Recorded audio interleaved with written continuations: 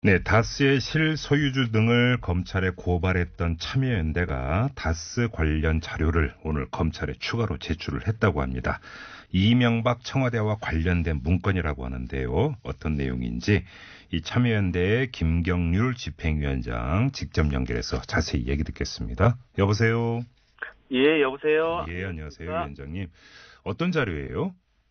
예, 저희들이 제보자를 통해서 입수한 문건인데요. 네. 다스의 주인이 이렇게 명목상 주주가 아니라 음흠. 따로 실소유주가 있음을 입증하는 네. 이제까지 나온 자료 중에 가장 근접한 자료가 아닐까 이렇게 생각합니다. 입증하는 자료라고 하시는데 좀 풀어주세요. 뭘 입증하는 겁니까? 이게 이제 그 제보자의 주장에 따르면 네. 다스와 청와대 사이에 주고받은 문건입니다. 그래요?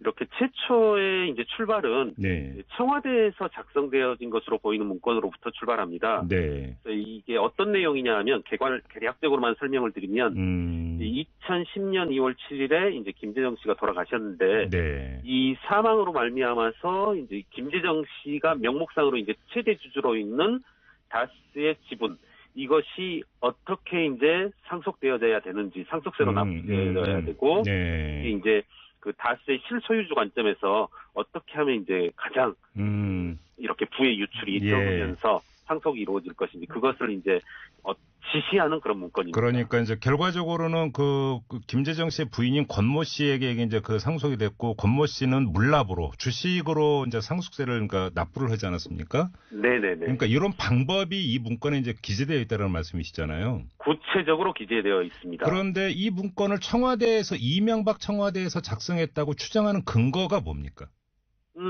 우선은 이제 그 제보자께서 일관되게 주장하신 내용이기도 하고요. 네. 또 하나는 이제 문건의 양식에도 있습니다.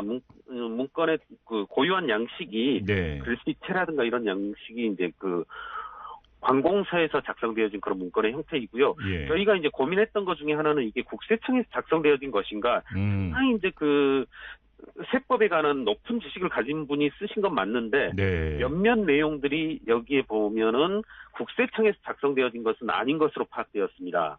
예컨대 예. 국세청이라면 고인이 가지고 있는 부동산 현황 이런 건 이제 사실 이렇게 키 한 번 누르면 되는 거거든요. 그렇죠. 김재정 씨께서 이제 보유한 부동산. 근데 이제 어떤 표현이 나오냐면 언론에 보도된 주식과 부동산만으로 상속재산을 평가해야 한다. 지금 이제 한계가 있으므로 우리가 파악할 수 없으므로 예. 언론에 공개된 그 부동산만으로 지번을 파악할 수 없으므로 이런 내용들이 나오거든요. 네. 이렇게 본다라면 국세청이 작성한 문건은 아니고 그렇다고 이제 그 병렬적인 위치에 있는 뭐 예컨대 뭐 중기청이라든가 뭐 이런 데서 작성되어진 것으로도 보이지 않고요. 그런데 지시할 이유는 없으니까요. 그러면 예를 들어서 지금 제가 이렇게 여쭤볼게요. 지금 그 위원장님 또 회계사이시기도 하잖아요. 네네네. 예를 들어서 그 김재정 씨의 주식을 상속받은 부인 권모 씨의 변호사나 네. 권모 씨의 회계사가 작성해 줬을 가능성은 어떻게 보세요?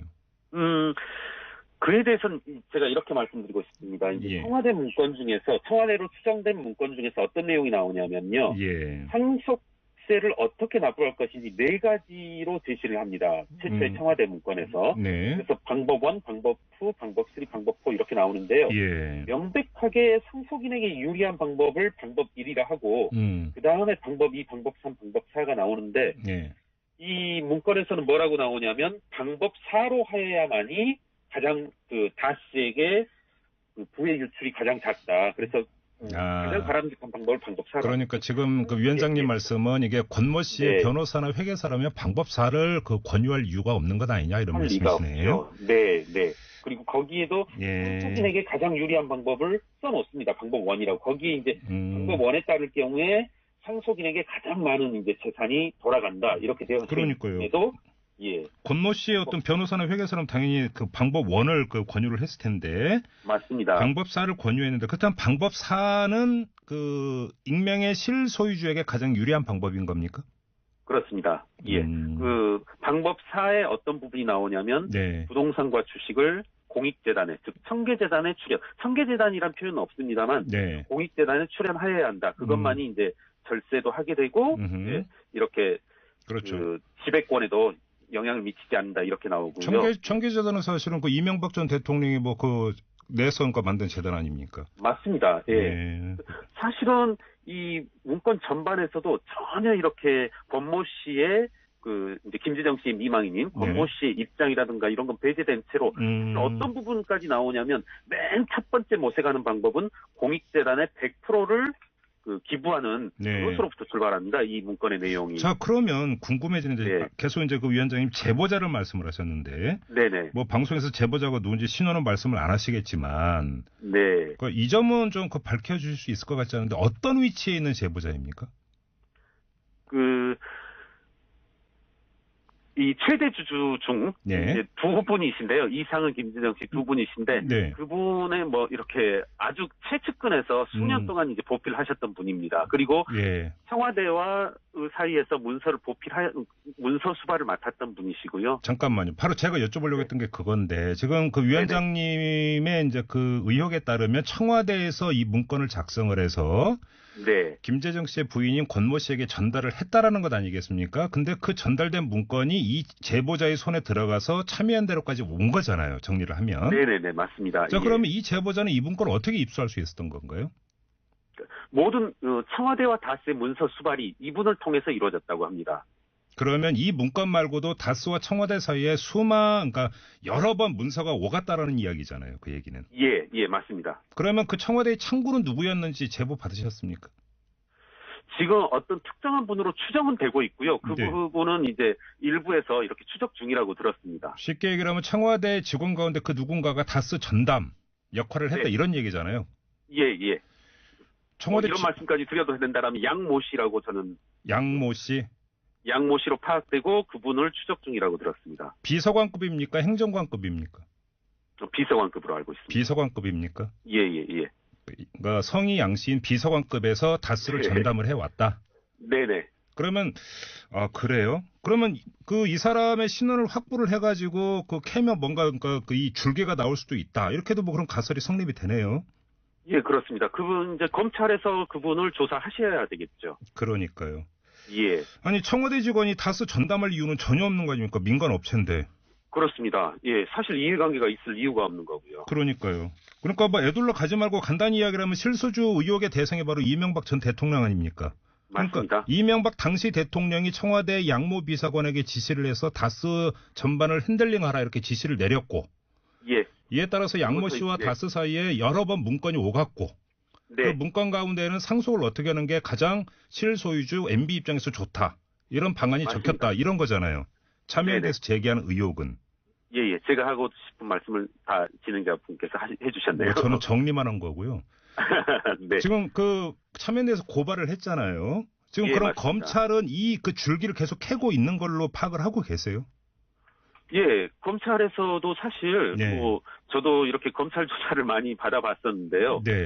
이전까지와는 다르게 실제로 많이 좀 검사님께서 직접 저에게 전화도 주셨고 이런 내용들도 관심을 가지시고 상당한 부분을 뭐 언론의 취재 내용이라든가 이런 부분들을 잘 파악하고 계셨습니다. 그러니까 연말에 고발인 조사 받으셨죠, 위원장님? 네네. 근데 그러니까 조사 받아보면 이제 검찰의 수사 의지나 강도 대충 가늠할 수 있잖아요.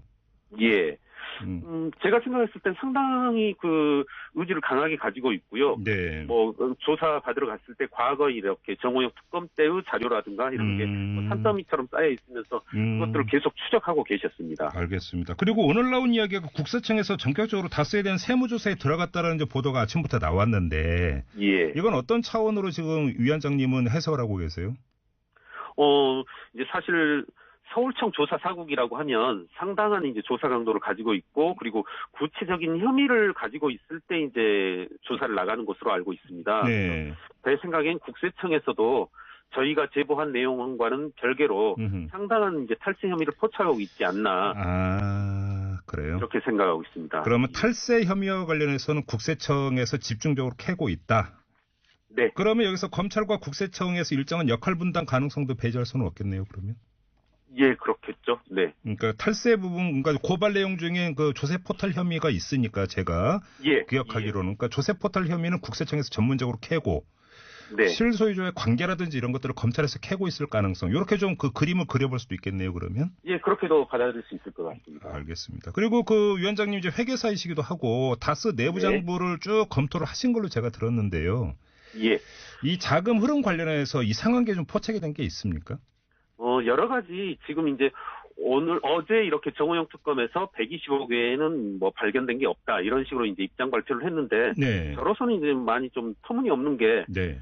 그 17명 43개 계좌로 운영된 것뿐만 아니라 그 당시 2008년 현금 출납장을 보더라도 대단히 이제 불투명합니다. 한 가지 예를 들면 당시 2008년에 다스 개정된 현금 보조장에서는 현금이 연간 60억 정도 오고 가고 합니다. 네.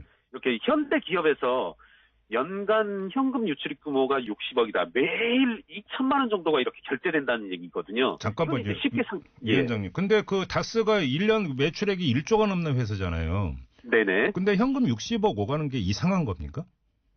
예. 이렇게 한번 제가 이 비웃기 위해서 삼성전자 이제 공시 내용을 다 이렇게 그 일일이 다 찾아봤는데요. 예. 뭐 정확히 일치하는 비교는 아닙니다만 삼성전자가 매 그 특정 시점에서 뭐 2016년 말, 2015년 말, 2016년 3월 말 매번 이제 제가 쭉 이렇게 찾아봤는데 전 세계 지점들을 다 합해서 우리나라 뭐 서울, 광주, 부산, 대구뿐만 아니라 다 합해서 전 세계의 지점들을 다 합해서 특정 시점에서 가지고 있는 현금 규모라는 게 7억에 불과합니다.